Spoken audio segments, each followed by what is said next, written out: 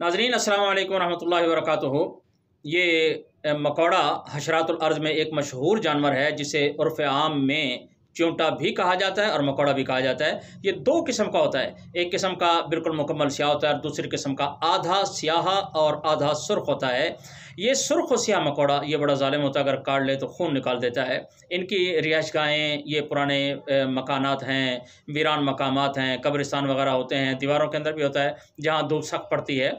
तो यही सुर्ख व स्याह मकोड़ा ये तिलाओं में इस्तेमाल होता है, क्योंकि इसमें एक तेज़ और लाज़े मादा होता है जिसे उज़्व मख़सूस पर लगाने से फ़ौरन खून में जज़्ब होकर खून को उज़्व मख़सूस की तरफ खींच लाता है, जिससे उज़्व मख़सूस को ताकत और क़ुव्वत फ़राहम होती है और उज़्व मख़सूस जो है ये परवरिश पाने लगता है। उज़्व मख़सूस में तहरीक और हिजान पैदा होने लगता है।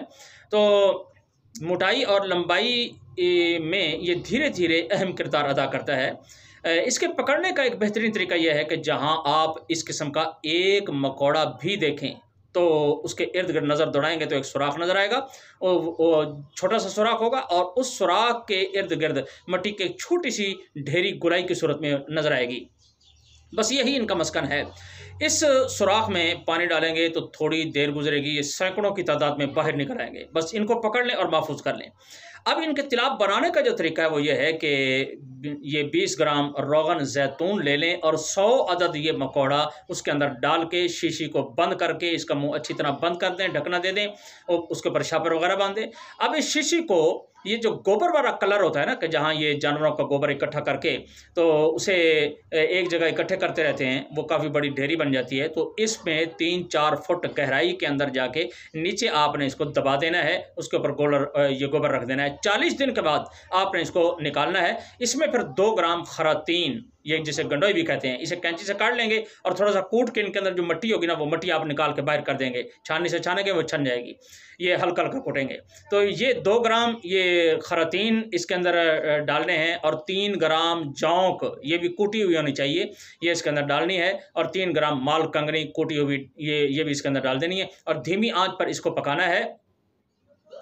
जब इसमें से झाग बनना बंद हो जाए और तमाम चीज़ें जलकर राख हो जाएं, तो कोयला बन जाए, तो इसे उतार कर आपने कपड़े से छान कर रख लेना है। बस ये तैयार हो गया।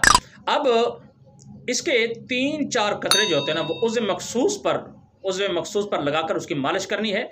जब ये जज़्ब हो जाए, ये कतरे 3-4 जज़्ब हो जाएँ, तो फिर इसी तरह दूसरी मरतबा करें, 3-4 कतरे डालें, फिर उसे जज़्ब करें। जब ये दूसरी मरतबा भी जज़्ब हो जाए, तो तीसरी मरतबा भी इसी तरह करें। अब ऐसा करना है कि इसके ऊपर ना पान का पत्ता बांध लें या छापर बांध लें, इसकी पट्टी कर दें। रोज़ाना इसी तरह ये रात के वक़्त करना है और सुबह इसको आम जो ताज़ा पानी होता है उससे धो देना है। अगर फुंसियाँ निकल आएँ, तो जब तक ये फुंसियाँ बर्दाश्त हो रही हैं, इसके ऊपर यानी तेल लगाते हुए कोई मसला नहीं होता, जलन चुभन नहीं होती, तो ये मालिश करते रहेंगे। वरना ये 2-3 दिन तक ना इसका नागा कर लेंगे और नागे के दौरान जो है ना, ये देसी घी आपने 50 ग्राम लेना है और इसमें 20 ग्राम लहसुन ये आपने जला लेना है। ये जलाने के बाद ना आपने इसको नीचे उतार के रख लेना है और थोड़ी देर जब ठंडा हो जाए तो इसे छान के तो अपने पास ये महफूज़ रख लें और दिन में 3-4 मरतबा जो है ना, ये वक्तन जो है ना, ये घी लगाते रहेंगे। ये फुंसियाँ जब ख़त्म हो जाएँ, तो इसी तरह दोबारा ये तिला करना शुरू करें। ये 2 माह तक ये अमल करें, ये तिला आपको खुश कर देगा और उज़्व तनासुर के जो तमाम तकालीफ होते हैं, ये उनके लिए तरियाक का दर्जा रखता है। अल्लाह ताला हम सबको सेहत कामिला, आजिला, मुस्तकिला, मुस्तमिरा अता फ़रमाए। अस्सलामु अलैकुम व रहमतुल्लाहि व बरकातुहू।